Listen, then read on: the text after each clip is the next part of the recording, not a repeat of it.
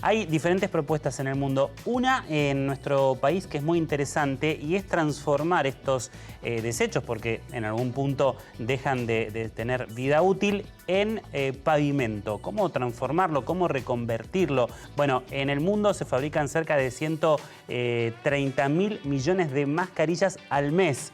Imagínense la cantidad de residuos y cómo se puede transformar. Estamos en comunicación con el ingeniero Julián Rivero, subdirector del Centro de Investigaciones Viales de la UTN, para charlar un poquito de esta iniciativa.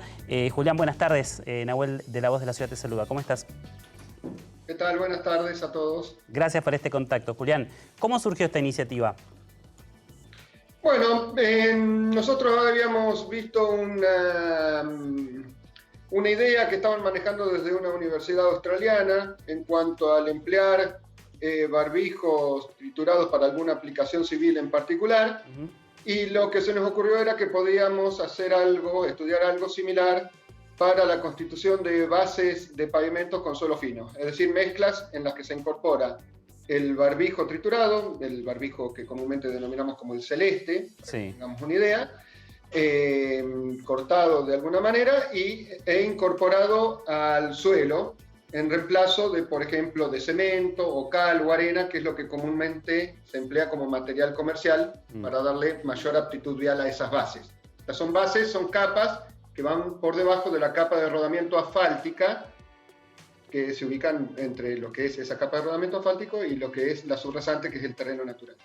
Julián, ¿y se puede utilizar para este trabajo cualquier tipo de barbijos, tapabocas, o son estos que nos estabas comentando únicamente? Bueno, no, se podrían utilizar otro tipo más. Nosotros la experiencia a nivel de laboratorio la tenemos que acotar de algún modo. Entonces la hemos realizado con estos barbijos en específico, que son los que están confeccionados, o sea, no tienen que ser celestes, es una forma de identificarlos. Sí. Son los que están conformados con una versión en específico de lo que es la friselina, de lo que comúnmente conocemos como friselina comercialmente. Pero podrían emplearse otros barbijos que fueran de algún material sintético que no se descompusiera, o sea, no deberían ser de una fibra de algodón, por ejemplo, o de algún polímero biodegradable, porque eso sí que no sería atractivo, pero sí de alguna otra. E incluso con este mismo material existen otros elementos que se elaboran comúnmente, es lo que se emplean en las bolsas con las cuales vamos al mercado, es lo que se utiliza en el sector salud, en cofias, cubrepiés, delantales, sábanas descartables, tienen aplicaciones agrícolas, o sea que no necesariamente tenía que venir de los barbijos. Lo que pasa es que, bueno, nosotros lo estudiamos a partir de ese residuo, de ese pasivo ambiental que tenemos actualmente de una manera... ¿Y estos son residuos patógenos? ¿Tendrían algún tratamiento especial, me imagino, no? Bueno, antes de la pandemia era claramente un residuo patogénico. Ese dato que vos dabas recién de aproximadamente 130.000 barbijos al mes, pensá que antes de la pandemia eran 8.000 millones al año. O sea que se ha multiplicado por unas 200 veces, porque dejó de ser un residuo patogénico para convertirse. Sigue existiendo como residuo patogénico y con su tratamiento, pero mayoritariamente es un residuo domiciliario. Claro. Entonces, ahí entramos en un ámbito de discusión respecto de que si al copiarlos vuelve a ser patogénico o no, dependiendo de quién instrumente esto. O sea, nosotros lo que hemos hecho es la experiencia en laboratorio, pero después hay que llevarlo a una escala de obra pasando por un tramo de prueba para poder afinar detalles de su implementación, ¿verdad? Ahora, ¿quién decida utilizar esto? Si es un municipio, una provincia, o si fuera un ámbito cerrado, un parque industrial en sus vías internas, o un barrio cerrado en sus vías internas, ahí se establecerá si vuelve a ser un residuo patogénico o no, y los cuidados que se deberían dar o no, por ejemplo, para poder incorporarlos en el pavimento.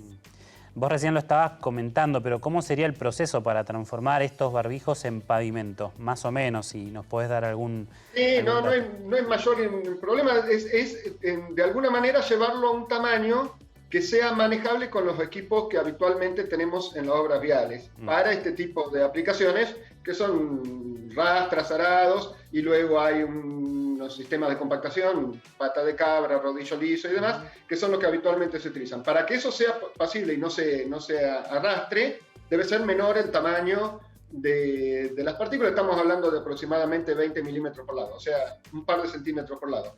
Eso se puede lograr con equipos de triturado de diversa tipología que existen en la generalidad de nuestras ciudades, existen también de diversos tipos. Hay algunos que son con unos sistemas rotativos, otros que son con una guillotina y demás, pero digamos que generalmente hay equipos disponibles de esto porque son los que utilizan muchas veces los que funcionan en plantas de recicladoras que están ubicadas a lo largo de toda la provincia y de todo el país también. Así que no es mayor inconveniente. Lo que pasa es que en los residuos utilizados para la obra civil y específicamente en lo que es la obra vial, lo que hay que introducir como idea fundamental es no transportar, porque donde uno transporta ahí es donde pierde la gracia, claro, la ventaja que uno tiene. Además, no es cuestión de andar llevando residuos de un lado para el otro. Entonces, la idea sería ver en el punto en específico que se quiere utilizar cuál sería el equipamiento disponible para la trituración, que seguramente lo hay, sin tener que recorrer una distancia muy importante, y ahí es como se adaptaría. Por eso es que es importante el tramo de prueba, porque es el que permite afinar los detalles de obra para su implementación masiva. Y Julián, ¿cuántos barbijos se podrían procesar? No sé si tenés algún número al año, al mes, más o menos. La cantidad que se podría procesar estaría con unos equipos como los que te estoy hablando, estaría seguramente muy por encima de lo que va a ser la capacidad de colocación. O sea, el punto en una aplicación masiva no sería tanto en cuántos barbijos se debería triturar, sino cuántas cuadras yo podría ir avanzando en su empleo. Claro. Pero para que tengamos una idea, otro punto importante sería el acopio, porque se puede usar cualquier cantidad de barbijos por encima de nada, ¿está bien? Pero nosotros hemos encontrado que el óptimo desde el punto vial en la mayoría de los suelos que hemos analizado se ubicaría en aproximadamente 1,5 millones de barbijos por cuadra, es decir que es un número bien importante. La verdad que sí. De ahí para arriba perderíamos aptitud vial, pero de ahí para abajo no habría problema. Entonces todo depende de la magnitud del emprendimiento como para poder saber qué equipo en realidad habría que emplear en cada caso en cuanto a nivel de producción, estoy hablando. Y en cuanto a la recolección de los barbijos, ¿hicieron un estudio de cuáles son los lugares o las ciudades que más barbijos desperdician o están en el piso y que pueden reconvertirse? ¿O, digamos, es algo que se llama la comunidad a no descartar el barbijo y depositarlo en un lugar correspondiente para que ustedes lo trabajen? Bueno, no hemos hecho un estudio en puntual, pero es de estimarse que es proporcional al núcleo de población que tenga la cantidad de barbijos que se desechen. Pero es una parte fundamental eso, ¿no? Claramente la sociedad va a ser una cuarta pata en esto, o sea, va a haber el conocimiento que podemos dar nosotros respecto de lo que es el análisis de laboratorio, va a haber una instancia de gobierno con su repartición relacionada con lo vial, seguramente va a haber una empresa que es la que se va a hacer cargo de llevar esto a la obra, pero también va a tener que tener esto, para llevarse a cabo de manera masiva, una fuerte participación de la comunidad, ayudando en el acopio de estos barbijos. Una idea que tenemos, pero que hay que ver en su aplicación particular, es generar algo, por ejemplo, similar a lo que se conoce como estas, tienen distintas denominaciones, pero hay una es la de las botellas de amor, en donde se colocan los plásticos que uno va generando en el hogar y luego se llevan a un lugar de acopio. Bueno, tranquilamente se podría generar una campaña en donde se colocan los barbijos en este tipo de botellas y esas botellas podrían directamente triturarse con los equipos de trituración que mencionábamos hace un par de minutos para ser incorporado con botella y todo, eso no modificaría nada, para ser incorporado directamente en la mezcla de suelo. Así que todo depende, eso habrá todo un ingenio y una iniciativa por detrás, nuevamente dependiendo de quién tome la decisión de poder llevar esto a la práctica. ¿Y cuánto duraría este pavimento? ¿Tiene algún tipo de vida útil o sería por mucho tiempo?